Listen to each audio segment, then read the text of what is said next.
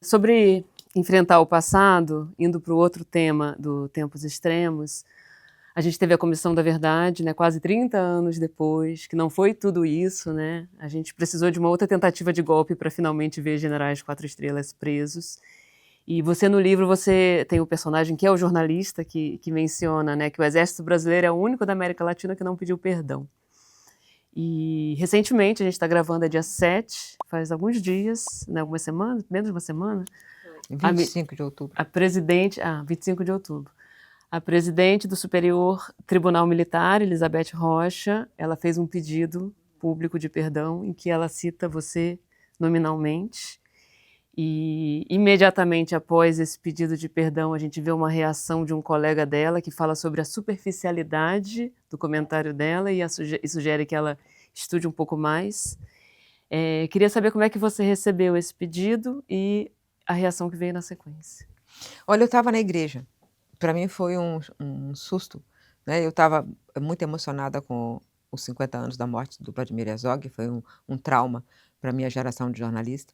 E eu estava lá, eu já estava muito emocionada, e quando ela falou, eu tomei um susto. Mas o que eu vi naquele ato foi o seguinte: ali estavam sentados os filhos e principalmente os netos do Vladimir Herzog. E ela pediu perdão, e são 3 jovens, 2 meninas e um rapaz. E eles ouviram isso. E isso é muito lindo, isso é muito importante. Eu sei que é ela e não o tribunal. O tribunal, recentemente, quando eu, como jornalista, fui a primeira a publicar as matérias dos diálogos dentro do Supremo sobre tortura, a reação deles foi violenta, assim, contra mim, dizendo que eu tinha estragado a Páscoa deles, né? Ao trazer os diálogos que eles tiveram lá dentro mesmo, né? Os outros ministros, os ministros anteriores. Mas o país, as Forças Armadas nunca fizeram isso. E eu acho que elas deviam fazer, não é uma questão pessoal, é uma questão muito mais profunda. É por isso, né? Porque o país ele não, as Forças Armadas nunca encontraram essa realidade que a Lília falou. Cada vez que se entrou na política foi para enfraquecer a democracia. Então, é preciso. Hoje eu tenho conversas excelentes com os militares, hoje da ativa. Só não há acordo em nenhum momento sobre esse passado.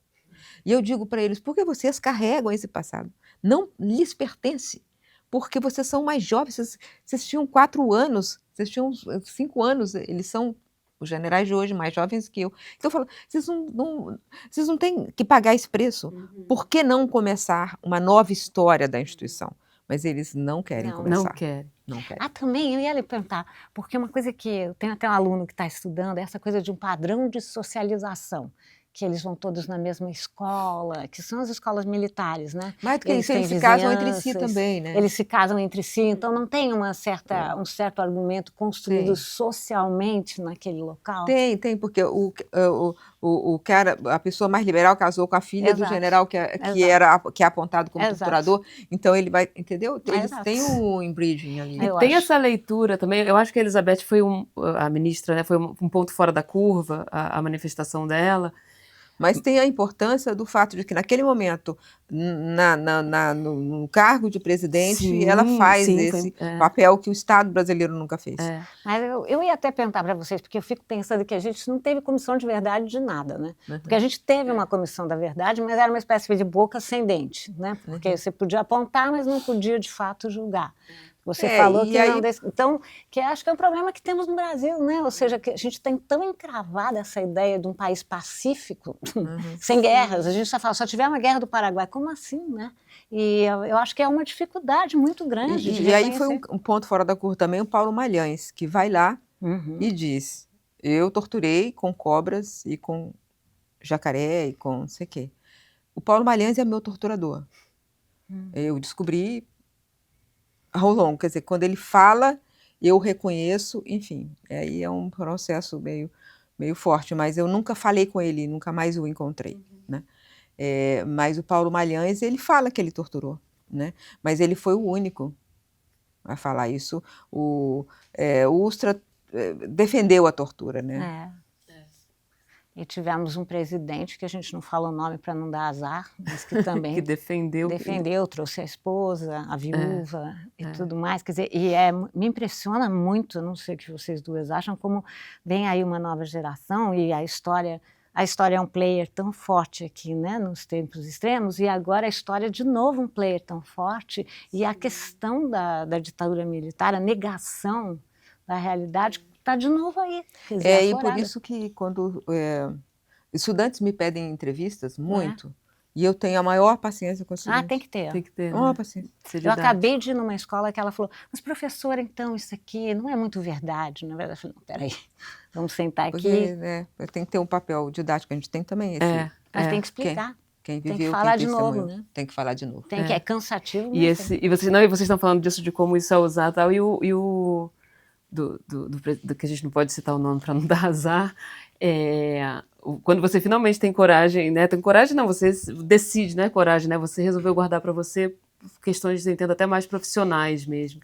Tem muita coisa envolvida. Primeiro, eu sempre achei e acho até hoje que tanta gente enfrentou situações tão piores do que as minhas, que foi muito mais torturada, então eles que falassem. Eu estava também cuidando da profissão e achava que era preferível não colocar mais eu ia lidar com alguns problemas. Eu, por exemplo, fui cobrir a Comissão da Verdade, então eu queria não falar do meu caso, né?